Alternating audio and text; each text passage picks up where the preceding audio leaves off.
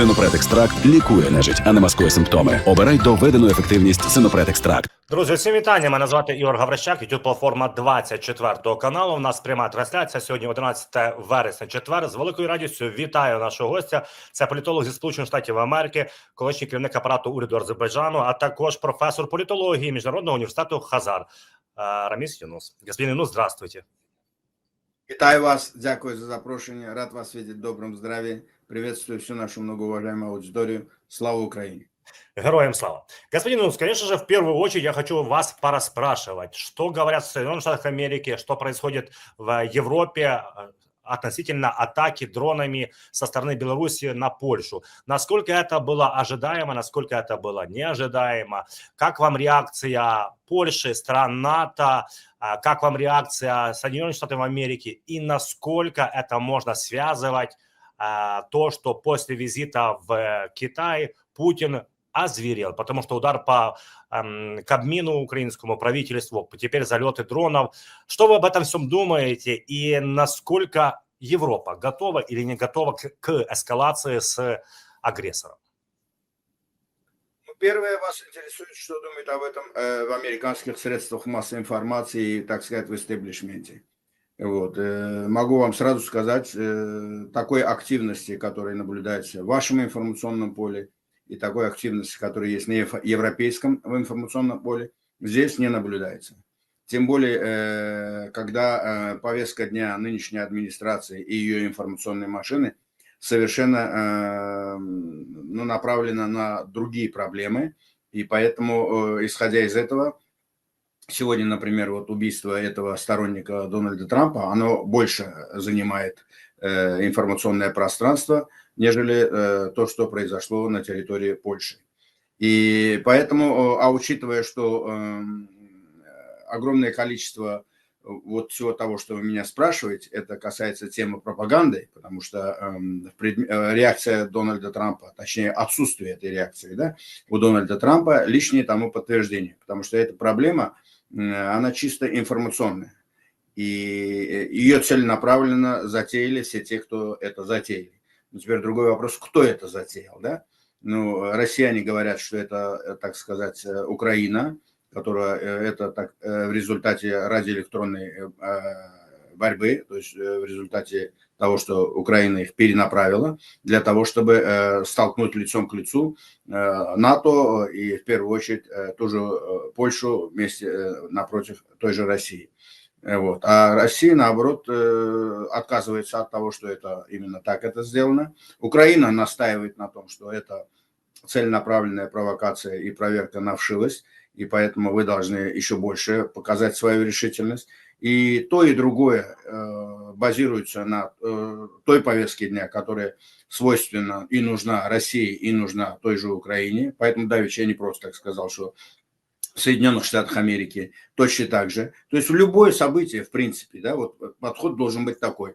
Любое событие, которое в конечном итоге, не привело ни к какому-то такому масштабным каким-то тектоническим процессам, потому что залет дронов, может быть, их сейчас залетело чуть-чуть побольше, чем несколько раз такого типа мы наблюдали, да, но он, как в прошлый раз, 2-3 дня пошумели, так и здесь 2-3 дня пошумят, и все. И сам факт того, что ежели нет реакции лично от Дональда Трампа, и, значит, нет реакции официальной от Соединенных Штатов Америки, значит, все остальное, что будет далее реагировать, я имею в виду европейские страны, которые являются членами НАТО, в предметной плоскости это будет равняться нулю.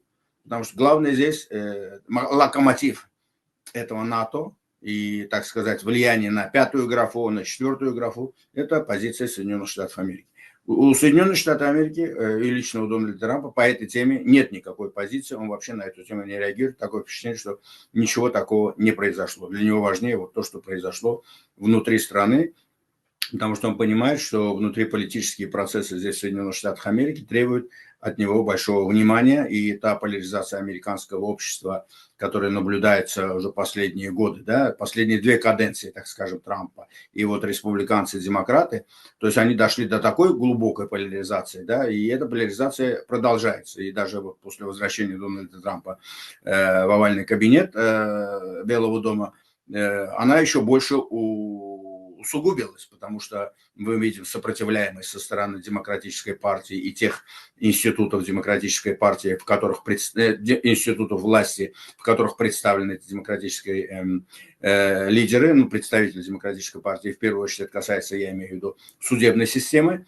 И, заметьте, он в последнее время очень много на них наезжает по причине того, что они много освобождают криминалитет, и без залога, без ничего, и в результате вот происходит убийство. Вспомните недавнее, так сказать, уровень информации, который и уровень, так сказать, реакции со стороны Белого дома и лично Дональда Трампа касательно убийства украинки, который, так сказать, лично он комментировал, Кэролайн Левит комментировала. И вот то, что сейчас это произошло. И это, как посмотрите, хорошо вписывается в повестку дня противостояния между республиканцами и демократами, да, и лично между Дональдом Трампом и всем тем, что было сделано во времена администрации Байдена. И именно исходя из этой повестки дня, мы понимаем и отсутствие такой реакции вот на это событие, которое с точки зрения Белого дома не имеет никакого, так сказать, серьезного продолжения и не будет иметь этого серьезного продолжения. Потому что понятное дело, что Россия в этой ситуации повышает ставки. Россия, с другой стороны, хочет вытянуть из этой ситуации информационном плане, в идеологическом плане и в первую очередь для своей внутренней аудитории показать всю вшивость этого НАТО и так называемой пятой графы, которые они все пугают, да, и вот воочию сейчас все на самом деле убедились, и в этой связи Россия, конечно, получила все, что хотела, а если вспомнить, что это произошло буквально в течение месяца, президент России оказался в США, встретился на Аляске с президентом США, президент России встретился с президентом США, и потом он встретился с лидером Китая, Си Цзиньпинем. Да, то есть 2 главные страны на планете, 2 главных лидера, и они поочередно в течение 2-3 недель встретились с президентом России. То есть он, значит, поломал вот эту так называемую изоляцию, которую с утра до вечера старались преподнести антироссийские средства массовой информации, которые на Западе. Он поломал эту повестку дня.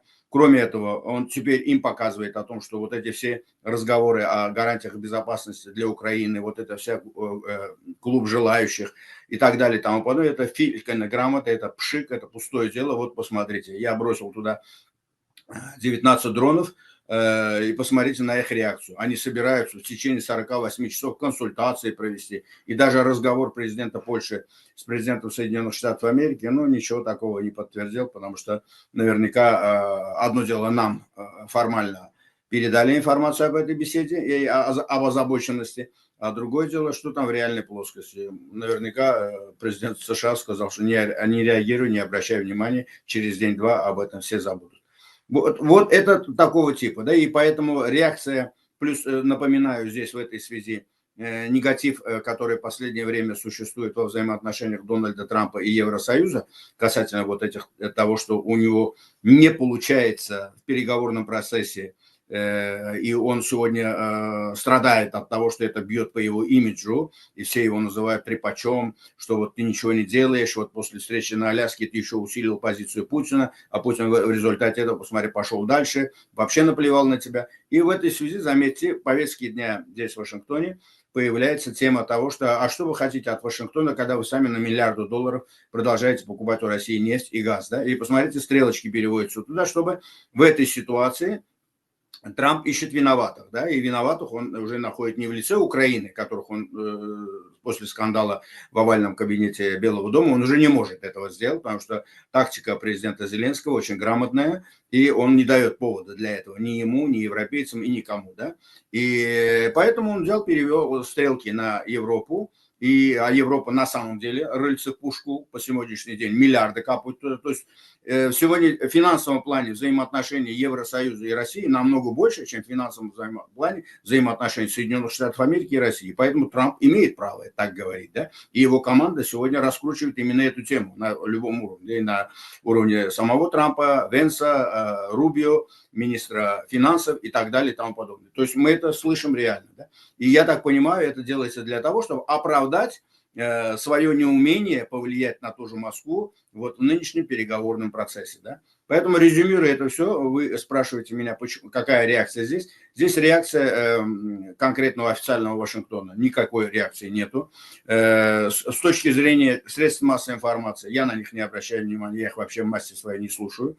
Вот. И поэтому вплоть до вчерашнего дня, вплоть до этого убийства, которое произошло со сторонником Трампа, я даже не знал о существовании этого человека. Точно так же, как я во время предвыборной кампании не знал о существовании Тейлор Свифт, например, да, которая поддержала Камалу Харрис, потому что это все пропаганда, это все то, что нужно тем, кто их потом использует, да, будь то Тейлор Свифт в пропагандистской цели, или это вот этот покойный молодой человек, которого застрелили, который раскручивал имидж Трампа, поддерживал его и сам стал заложником, между прочим, вот именно того, что он проповедовал, когда ему говорили о том, что как вы относитесь к тому, что вот в Америке убивают регулярно, там в школах стреляют, то да сё, и как вы относитесь к тому, что вот вторая поправка, которая разрешает, да, американцам иметь, владеть огнестрельным оружием, он сказал, за свободу нужно платить, да. И вот сейчас представьте себе, это пророческие слова, сам по себе накликал это смерть, да, значит, кто-то, я так понимаю, еще его не поймали, кто-то выстрелил и убил этого молодого человека, да, у него семья, у него 2 детей, да, и получился он на самом деле своей жизнью ответил за эту свободу, да, то есть и теперь вот это все будет, и мы видим, я уже вижу, да, это является причиной того, что нагнетается истерия очередная, для того, чтобы вот здесь наехать на всех тех демократических судей, которые вот мешают Трампу вот решить вот эту иммиграционную тематику, будь то депортация и будь то другие все остальные моменты, которые в той или иной мере эти судьи стараются чинить препятствия. Я так это для чего подробного говорю, потому что я так понимаю, сегодня очень многих интересует и убийство этого молодого человека, и то, что реакция в Вашингтоне, насколько я понимаю, и насколько мониторю украинское информационное поле, я уж работаю в этом русскоязычном, да, информационном поле, говорят, в нем там почти 300 миллионов находится, да, от Канады до Австралии, и от Европы, там, и стран Балтии до Израиля. Поэтому, когда люди плохо владеют английским языком, и они вынуждены становиться массе своей заложниками того языка, который они знают, а русскоязычное информационное пространство, включая украинское, да, информационное пространство, массе своей работает на этом русском языке. И там, к сожалению, очень много, 90 с лишним процентов пропаганды, как таковой аналитики нет. И помимо того, что аналитики нет, там многие представители даже Америки, которые выступают там, они к аналитике не имеют никакого отношения, они в массе своей или за демократов, или за республиканцев. Поэтому они будут врать. То есть эти будут обвинять во всем Байдена, а сторонники демократов будут обвинять во всем Трампа. Потому что и то вранье, и то неправда. Поэтому я постарался, будучи беспартийным человеком, насколько у меня получилось, не знаю, судить вам, но постарался вам объяснить просто уровень здесь. То есть вот, может быть, у вас есть даже вопрос касательно того, что вот я слышу уже последние 2 дня, да, мне вчера в прямом эфире Алена Курбанова спросила об этом, а я даже не слышал о нем, потому что это произошло вот во время нашего прямого эфира. Да? И я там же сказал, я не слышал, я о его существовании не знаю, но как человек, который живет в Америке и понимает вот это противостояние между двумя партиями, да, и я понимаю ту повестку дня, которую продвигает сегодня Дональд Трамп и его команда, и я понимаю о том, что это был сторонником Дональда Трампа, вот, потому что в эфире это мне так было преподнесено, да, и, зная о том, что до этого буквально ситуация была с убийством украинской журналистки, да, и как это было раскручено, да, я понимаю, откуда здесь ноги растут и как будет этот градус повышаться, но это информационный градус.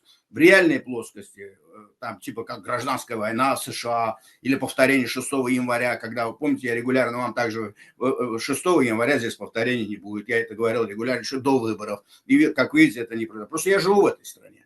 Когда ты живешь в этой стране, ты понимаешь, как работает пропаганда, как она буквально нагнетает эту истерию. А живя в этой стране, вот ты ходишь по улице, ты даже не чувствуешь. А когда ты читаешь, например, солидных экспертов, которым ты доверяешь, да, которые бывший там госсекретарь, бывший помощник национальной безопасности, бывший директор ЦРУ, бывший советник президента. То есть вот этот уровень, да, которым я интересуюсь. Плюс аналитические центры, да, или Heritage Foundation, или там Atlantic Council, опять же, конкретные люди с подписями, бывшие послы, которые там, люди с регалиями, да, которые предметной плоскости занимаются большой политикой. Когда их ты слушаешь, ты понимаешь, там об этом вообще там ничего не говорится, да, там акценты делают, они понимают, там пройдут вот так кратко, да, вот так же, как я сейчас вам сказал, да, потому что этот случай с этими дронами ничего в реальной предметной плоскости не показывает. Это просто, так сказать, игра, которую затеяла Россия, я так понимаю, потому что раз это сегодня говорят, это пролетело через территорию Белоруссии, это залетело туда, это вполне могла бы быть и та же Украина, которая могла бы тоже использовать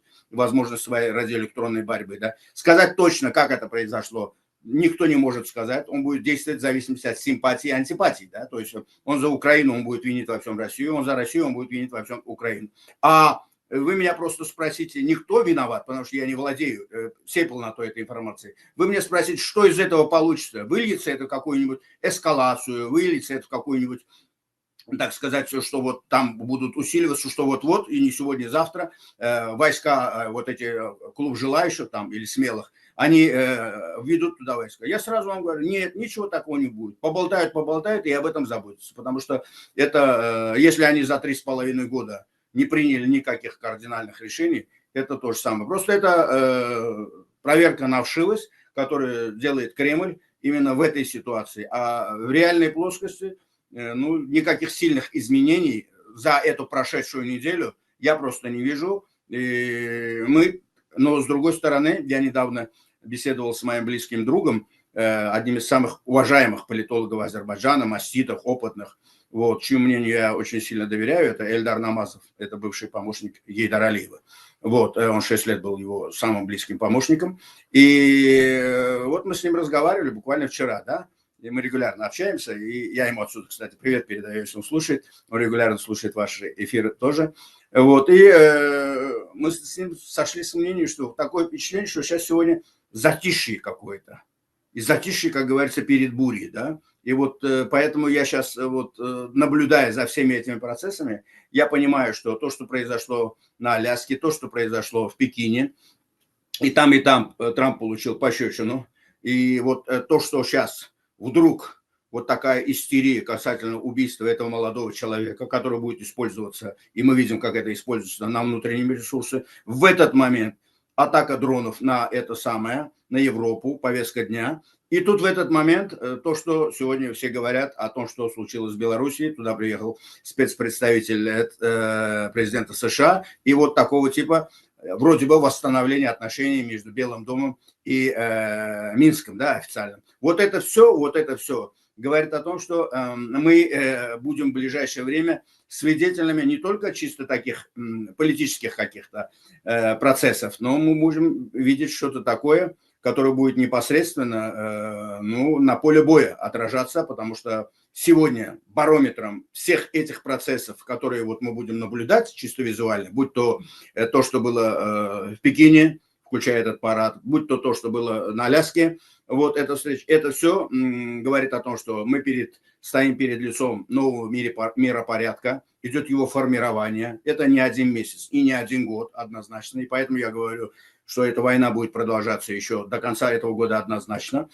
Как дальше будет, никто сегодня еще сказать не может. И именно поэтому, для того, чтобы между Аляской и Пекином и то, что внутри происходит, мы понимаем, что сегодня главный триггер всех этих процессов и в какую сторону они пойдут, и как быстро они пойдут, это агрессия России против Украины, российско-украинская война. И именно поэтому нужно ждать какую-то бурю, которая однозначно может появиться на поле боя. А это уже с какой стороны? Мы это увидим наверняка в ближайшее время. Я об этом хотел тоже сказать, потому что это очень важно. Спасибо, господин Нус. Как всегда, нечего мне добавить, потому что вы, мало того, что вы объемно отвечаете на мой вопрос, так вы еще и затрагиваете следующие мои вопросы, и я их снимаю с повестки. Отлично. Хотел бы вас спросить о президенте вашей страны, потому что Алиев вышел и сказал, что нужно реформировать Совбез ООН. Я вспоминаю, и он говорит, что нужно туда добавить глобальный юг, представители глобального юга. Я вспоминаю, что также в свое время при Байдене говорили, что нужно реформировать Совбез ООН, расширять. На что это повлияет, это раз. И второе, вам не кажется, господин Нус, что в принципе что-то с Организацией Объединенных Наций нужно делать, потому что страны, которые имеют право вето, та же Россия, она все блокирует относительно Украины, будучи все же агрессором в нашей стране. Ну, заявление президента Азербайджана, оно не ново. Если мы вспомним похожее заявление со стороны президента Турции. И когда два таких самых близких союзника, Турция и Азербайджан, и президент Турции, и президент Азербайджана, у которых и личные, так сказать, самые близкие отношения, одновременно говорят об одном и том же, напоминаю, президент Эрдоган долгие годы уже, последнее время, говорит о том, что мир не состоит из 5 постоянных членов Совета Безопасности.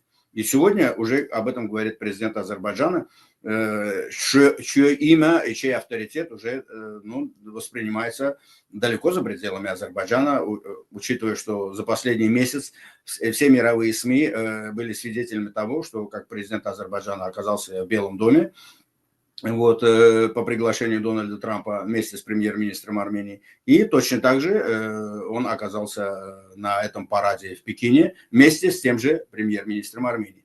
И, как вы сами понимаете, коль премьер-министр Армении, который полностью согласился и принял все условия Азербайджана, как касательно мирного договора, я имею в виду все 17 пунктов, как касательно закрытия Минской группы ОБСЕ, которая закрылась, и как касательно того, что открывается Зангезурский коридор, и этот Зангезурский коридор сегодня будет находиться под покровительством лично президента Дональда Трампа, потому что ему собираются дать имя Дональда Трампа, это лишний раз говорит о том, что уровень моего родного Азербайджана, несмотря на его масштабы и народонаселение, оно сегодня сопоставимо со многими другими странами, которые по территории в 10 раз может быть больше Азербайджана и по народонаселению 5-6 раз больше, чем население Азербайджана. Но все-таки эти люди и эти лидеры этих стран никак дойти не могут ни до Белого дома, ни до Пекина. Да? А Азербайджан и его лидер дошли и до овального кабинета, и до аппарата в Пекине. И кроме этого,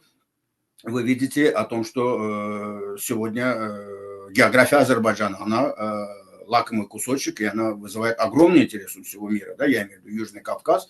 Для Китая это один пояс, один путь, который через Казахстан с выходом на Каспий, опять же, это выходит на Азербайджан. Через Узбекистан, Туркменистан, это опять же выход на Азербайджан. То есть во всех проектах логистических, будь то со стороны Китая, будь то со стороны Евросоюза, без Азербайджана здесь обойтись невозможно. Например, если через Евросоюз идти, там не только Грузия, если Азербайджан налаживает отношения с Арменией, то можно подключить и к этим процессам в перспективе и ту же Армению точно так же. Как бы через Восток, если это будет идти, опять же, через Азербайджан, то есть можно использовать не только ту же Грузию, но тот же Иран и ту же Армению в том числе. Но без Азербайджана, как вы видите, ни туда, ни сюда. Да. Я уже добавляю в этой среде и север, и юг, Иран и Россию в том числе. И, как вы понимаете, Азербайджан чисто по-географически, ежели 100 лет тому назад эта география помешала Азербайджану и Азербайджанской Демократической Республике, вот этот флаг сзади меня вы видите, но сегодня эта география, учитывая геополитическую ситуацию и ту политическую конъюнктуру, которая сформировалась на сегодняшний день, она полностью сегодня работает на Азербайджан. Опять же, это работает прекрасно сегодня. Мы не знаем, как завтра ситуация может повернуться при новом миропорядке. Да? И поэтому география это иногда хорошо, география это иногда плохо. Поэтому людям в той или иной географии разницы. Вот Украина, ваша сегодняшняя география оказалась для вас плохой. а тогда, когда после развала Советского Союза она была прекрасная, вы просто не воспользовались этой ситуацией, да, потому что на тот момент были все возможности для этого. Не только вы не воспользовались, да, может быть, если 50% вашей вины было в этом, то 50% остальное и на Западе, потому что Запад победил Советский Союз, Запад победил в холодной войне, и Запад мог бы помочь Украине, так же, как всему постсоветскому пространству, воспользоваться тем, что Советский Союз рухнул. Ну, пострадали все. Но и мы тоже пострадали, если вы помните, да, но мы вышли из этой ситуации, пройдя через и Вторую Карабахскую войну. А вы сегодня проходите в данной ситуации, да, пока вы находитесь в этом процессе. Но при всех вариантах я сейчас разговор веду о географии. И поэтому, когда об этом говорит уже президент Азербайджана, вспомните вот на недавнем Шушинском форуме, на котором я принимал участие вместе с вашими украинскими журналистами, Дмитрием Гордоном, Олесей Бацман и Аленой Курбановой, да, они тоже там были. И вы видели, какой это огромный шум был, а потом на другой день выступление президента Азербайджана, кусочек, был на личном аккаунте президента Соединенных Штатов Америки. Да? То есть сам факт внимания к Азербайджану и, естественно, президенту Азербайджана, который делает те или иные заявления. И поэтому, когда он сделал недавно, например, выступление, помните, Аль-Арабия, мы с вами также это обсуждали. Вспомните, и это обсуждали во всем мире, потому что на Аль-Арабия было сделано в интервью несколько ключевых акцентов. И в первую очередь через призму Азербайджана-российских отношений, которые в последнее время, как вы знаете, дошли до уровня плинтуса, можно сказать, да, за последние там 20 лет.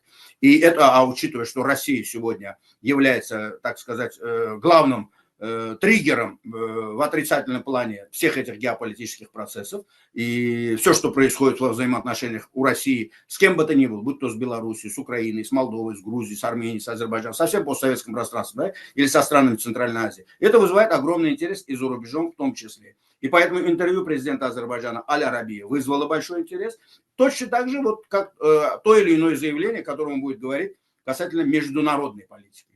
Вот. И поэтому эта фраза и это заявление сделано. Нужно уже смотреть вот на весь бэкграунд, то, что вот так я подробно вам рассказываю. Да? И поэтому это уже говорит о том, ага, до этого говорил об этом президент Турции, до этого теперь говорит об этом президент Азербайджана.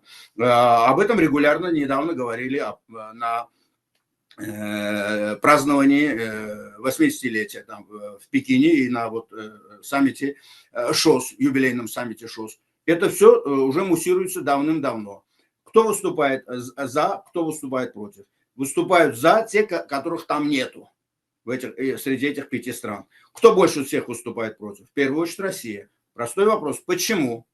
Потому что если мы посмотрим после 91 года, ну, во-первых, надо знать, как это 5 стран там появились. Это появилось после 45 года. Россия юридически не получила это место там. Почему? Потому что Россия тогда, как союз, я имею в виду Советский Союз, тогда получил его, а Россия юридически в 91 году это не получилось, не пропустила это через голосование там в Организации Объединенных Наций, в Уставе, потому что это место было Советского Союза. А когда Советский Союз в 45 году это сделал, ну, когда открывали ООН, он туда вошел вместе с 3: Белоруссия, Украина и Россия, а Россия просто получила место постоянного члена с правом вето, да? И ежели это все развалилось после 91 года, а Россия просто стала правопреемником по умолчанию, ну, это уже юридически неправильно. Но, опять же, никто это не трогал, никто это не менял, потому что по умолчанию они жили по правилам двуполярного мира, хотя после 91 года этот двуполярный мир кончился. И ежели он кончился, значит, нужен новый какой-то, новый миропорядок. 35 лет этим им не занимались. И вот заметьте, этот паровоз вот, с пассажирскими вагонами, да, со всего мира, а машинистом этого паровоза были Соединенные Штаты Америки, уперся в тупик 24 февраля 2022 года, да, окончательно. И, как я всегда говорю, президент Соединенных Штатов Америки, который вел в этот момент этот паровоз, вышел и говорит: поезд дальше не пойдет, просьба освободить вагон, да, как обычно говорят. И все они сошли, весь мир, кто сидят на перроне, сидят, отдыхают и не понимают, какой поезд, куда пойдет, сколько будет там путей, то есть двуполярный мир будет, многополярный мир будет, и как им вот здесь начать двигаться, в какую сторону, на север, на восток, на юг, на запад, да. И вроде вырисовываются уже 2 центра, я имею в виду Вашингтон и Пекин, они само собой по умолчанию, но помимо того, что есть Евросоюз, это третья экономика, но Евросоюз там будет представлять, представляет сегодня только Франция, потому что Великобритания не входит в этот Евросоюз, а Россия, как в 1945 году, почему она оказалась там? Как победительница во Второй мировой войне и как владелец ядерного оружия. Да, вот они. И они сделали, что 5 ядерных держав, у нас есть право вето. А так сегодня же ядерных держав намного побольше. И поэтому мы слышим голос и Пакистана, мы слышим голос и Индии в том числе. Пакистан говорит о том, что по какому праву сегодня Россия имеет там право вето. Если по количеству населения у России 140 миллионов, у нас в 2 раза больше. Если из-за наличия ядерной бомбы, у нас тоже есть ядерные бомбы.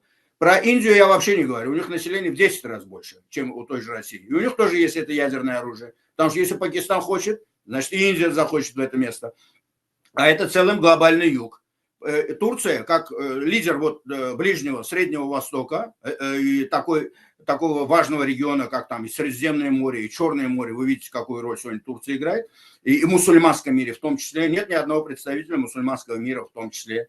Поэтому это все говорит о том, что да, когда этот новый миропорядок будет вот сейчас создаваться, а мы находимся только на старте этого нового миропорядка, создания его, потому что до полномасштабной агрессии России против Украины этот процесс даже еще не начинался. Его оставили на потом, потому что и в первую очередь это сделали вот эти 5 постоянных членов Совета Безопасности.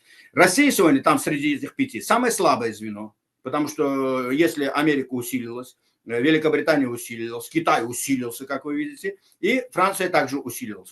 Я имею в виду их экономические показатели до 91 года и с 91 года по сегодняшний день. А Россия, как пара народу населения уменьшилась, потому что раньше она же была Советский Союз, а Советский Союз, республики 15 отошли, значит население у них уменьшилось. И у них население сегодня, если в советское время было на 100 миллионов больше, сегодня у них 140 миллионов, как говорят, да? Плюс идет война, уже в этой войне они уже больше миллиона положили. А это, так сказать, демографическая проблема, да, для той же России. И экономически Россия сегодня совершенно не на том уровне, она в разы слабее Советского Союза, который был до 91 года. Значит, Россия сегодня слабое звено. Но она не сторонница того, чтобы выходить из этого клуба, потому что, выйдя из этого клуба, ты уже не становишься великой державой. С тобой же не так будет считаться. А проблема России, заметьте, какая?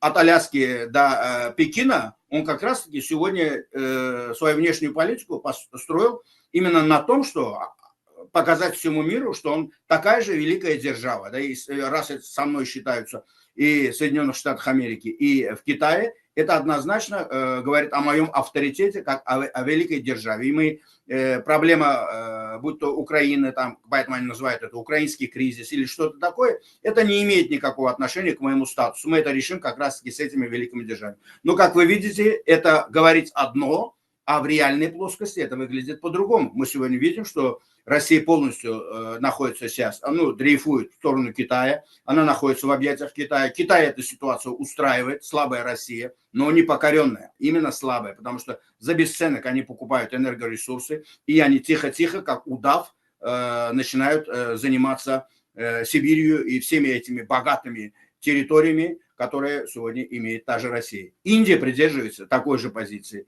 И поэтому, когда сегодня мы слышим такого типа заявления, мы понимаем, зачем это делается. Это делается и кем это делается. Это делается не только Турцией и Азербайджаном. Это делается, я вам давеча перечислил, и Пакистан, я перечислил и Индию, и в целом весь глобальный юг. А если вы спросите президента Бразилии или других представителей этой географии, вы поймете, что да, это их тоже интересует. Потому что сегодня это же не просто так, Китаю удалось открыть БРИКС, открывается ШОС. Что такое G20?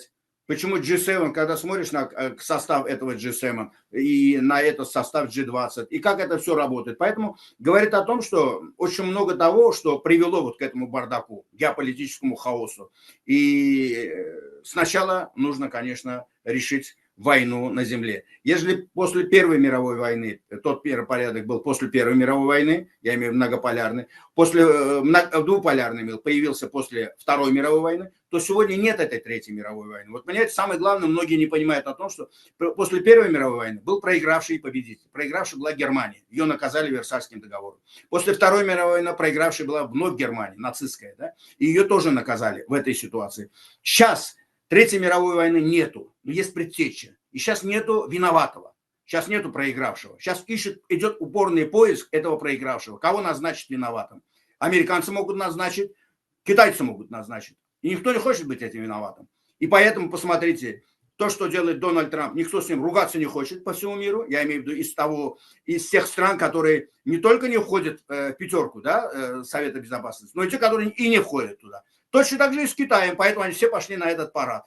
Понимаете? Вот это я вам просто обрисовываю эту ситуацию. И поэтому, естественно, эти процессы, они вполне естественно, они вполне нормальны. Но пока не завершится российско-украинская война, потому что война вот такая масштабная, да, хоть даже не Третья мировая война, потому что она считается локальной войной, потому что в нее официально никто не вовлечен, да, как в Первую мировую, как и во Вторую. Но то, что она сегодня требует своего решения, своего завершения, и только после этого возможен новый миропорядок и, естественно, миропорядок в его институтах. И Организация Объединенных Наций будет стоять тогда особняком. Но для того, чтобы руки дошли бы и для ООН, нужно, чтобы Америка и Китай созрели бы для той встречи, когда они будут этот вопрос решать. Просто это только процесс. Мы находимся в самом процессе, и еще этот процесс даже не дошел до своей середины. Господин Ильнус, как всегда, большое вам спасибо за этот разговор. Спасибо, что вы всеобъятно рассказываете, раскладываете все геополитические процессы и объясняете, и все расставляете, все точки над «і». Большое вам спасибо. Дякую. До побачення. Слава Україні. Героям слава. Нагадаю нашим глядачам, з нами був Раміс Юнус. Обов'язково підпишіться, прокоментуйте, пропишіть свої запитання, зауваження в наступних розмовах. Ми кожен тиждень спілкуємось, будемо виносити конструктивні ваші роздуми. Мене звати Ігор Гаврищак, ми з вами побачимося в ефірі 24 каналу.